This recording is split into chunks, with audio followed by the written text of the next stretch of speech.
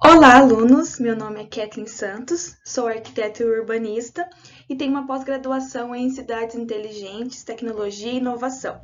Nós vamos dar continuação na nossa aula sobre habitação de interesse social.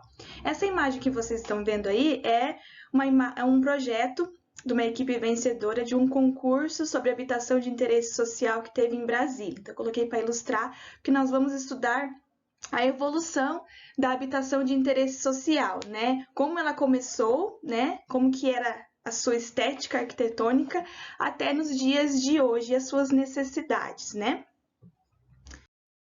Então, aula passada, nós paramos no o papel do setor privado na habitação de interesse social, tá? O setor privado ele foi o primeiro a atender à ausência de moradia da população pobre, construindo casas para a classe operária alugar. Por quê? Lembram-se que a gente estudou que as indústrias, né, começaram a receber a classe operária e a classe operária começou a se instalar ali próximo das empresas para poder trabalhar, né, ficar mais próximo ali. Então, só que as pessoas não tinham condições de construir as suas casas ou de comprar, porque elas estavam iniciando o trabalho, né? Às vezes se mudaram da área rural e foram ali buscar uma vida melhor. Então, os empresários, né, que era a classe burguesa, começaram a construir casas para a classe operária poder alugar, né? Então, a classe burguesa que começou a lançar os primeiros modelos arquitetônicos de habitação. Então, ali, de maneira bem sutil, começou a surgir a arquitetura modernista, né? E também as construções em série, porque era muita população que estava se mudando, muitos operários, né? Então, eles criaram o quê? Para ganhar mais dinheiro, a classe burguesa faziam o quê? Bastante quantidade, né, construções em série e pequenas metragens para poder caber mais pessoas e eles ganharem mais em cima dos aluguéis. Então começou a surgir as primeiras unidades habitacionais oferecidas pela burguesia, né, em modo de aluguel ali. Então a gente tem uns exemplos, né? Isso aconteceu no Brasil inteiro. Tá, essas unidades habitacionais, mas nós temos um exemplo aqui do projeto de sobrado da Mooca, em São Paulo, né, que era um distrito de São Paulo. Então, vocês podem pesquisar para ver como que está agora esse sobrado. Permaneceu muito pouco da identidade original, tá? Mas ele foi assim na época. Aqui está a planta baixa das unidades, então podem observar que é muito parecido com os geminados de hoje em dia, que são basicamente espelhados para facilitar a construção muito rápida, para poder já abastecer essas pessoas com moradia e os empresários, em troca, ganhar o aluguel.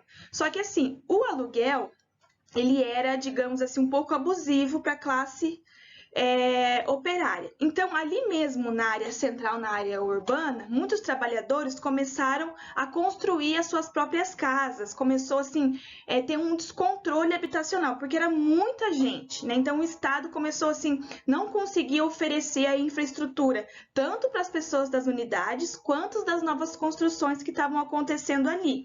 Então, houve um inchaço, um descontrole urbano muito grande naquela região. Então, o que o Estado fez? O Estado disse para a população assim mais pobre operária: olha, nós vamos demolir todas essas casas insalubres, né, que na verdade era real isso, e nós vamos movimentar vocês para outra área onde nós vamos construir casas novas para vocês poderem morar, né, casas com infraestrutura.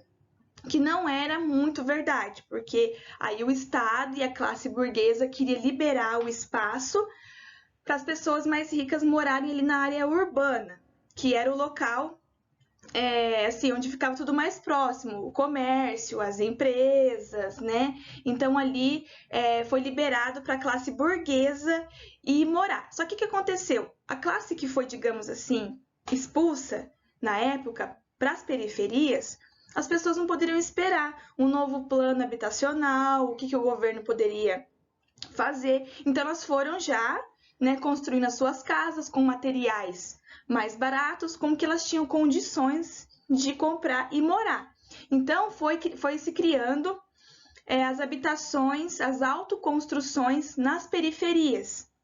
Daí foram surgindo as primeiras favelas, né? Então, a população, umas não tinham condições de morar em construções dadas pela burguesia, então eles preferiram, né, se mudar, construir próprias casas, e foram criados os primeiros barracos e coisa rápida, porque eles precisavam se mudar para viver, né, e trabalhar. E o salário que eles ganhavam nas empresas era um salário muito baixo, então eles não conseguiam ter uma qualidade melhor na moradia. Então, o que aconteceu? Houve um descontrole populacional muito, muito grande, né? O primeiro descontrole foi ali com a área central, depois a população se moveu para as periferias, né? E aquele inchaço urbano, crescimento descontrolado começou a surgir. Então, o Estado, ele começou a se sentir pressionado tanto pela população, pela classe trabalhadora, que era muito grande, né? E começaram a cobrar alguma coisa ali do governo, e o governo se sentiu pressionado porque estava havendo um descontrole muito grande na população. A população também estava ficando mais doente, porque ali as primeiras casas eram assim bem ruins, né? Assim, não era funcional, não era saudável, era ali mesmo de urgência. Então, foi na era Vargas, que foi ali entre 1935 e 1945, que começou a surgir os primeiros ideais da casa própria, né? Na verdade, esse projeto de desenvolvimento nacional, ele foi uma estratégia para impulsionar a industrialização. Então, criando projetos dessa maneira que as classes pobre operária poderia comprar, ia também aumentar a demanda de material de construção, ia haver um progresso ali urbano, né? Mas o interesse principal do governo, a princípio, né, e das indústrias, dos empresários, a princípio, não foi tanto de atender a classe pobre, a classe operária, mas sim aproveitar essa cultura que estava se iniciando, né, da moradia, e ganhar dinheiro em cima, e o Estado se promover diante da classe pobre, né? Sempre houve essa questão de ganhar dinheiro. Até hoje vocês podem observar que a área mais valorizada da cidade são as áreas centrais, né? São as áreas ali centrais urbanas. E a população classe pobre foi se instalando na periferia, né? Onde os terrenos são mais baratos, as casas são mais baratas, elas puderam sair do aluguel, né? E se instalar ali. E até hoje, né? Isso não conseguiram resolver em muitas cidades do nosso país. Então, até hoje, vocês podem observar sempre, aqui na minha cidade mesmo, em Apucarana, a gente pode observar que, assim, no horizonte, onde são as periferias da cidade, que eram áreas de cristalização, ali o final da cidade, começaram a construir o quê? Unidades habitacionais, né? Mas muito pequenas. E outra coisa, uma crítica particular minha como arquiteta.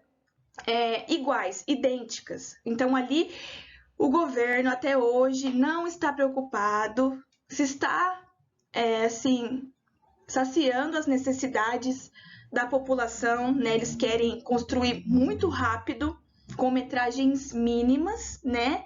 E, às vezes, sem qualidade no material de construção ou na qualidade dos ambientes, porque é possível construir ambientes com metragens mínimas, mais saudáveis e funcionais. Então, a partir da aula que vem, nós vamos ver essa área Vargas e o seu projeto nacional de desenvolvimento.